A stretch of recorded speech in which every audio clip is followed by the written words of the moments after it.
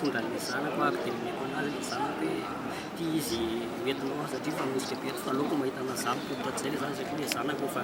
nanomboka folaka le tonga mety heritery teo dia izy mianaka leamity zany lahatra hoe atsofoka ny vavy dia misy nanosika dia itsakitsaka atao ny zanako tribony mianana manin'oloka favaly fa za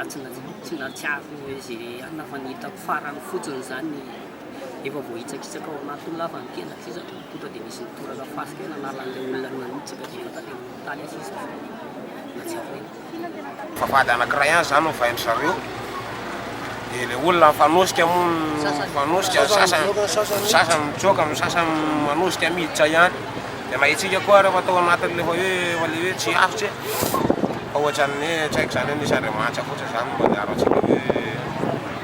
fa le zay zany nitako tena fapaty aloha nataon'le mpitondra mihitsy zany le sécurité reny satria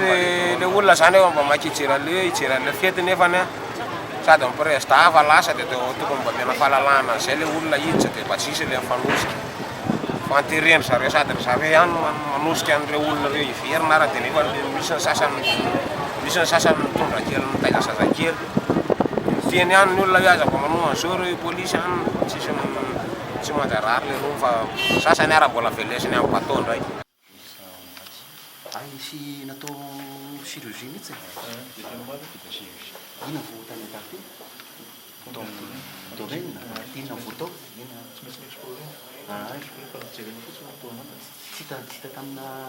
zatanga tsy hita tamina scanner no raha misy likita dia efa manao na procyctal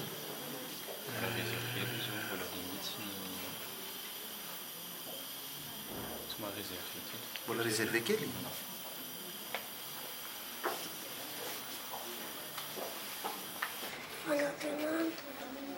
izy anaran'iny zay aiza ho aiza nosy be nareo mipetraka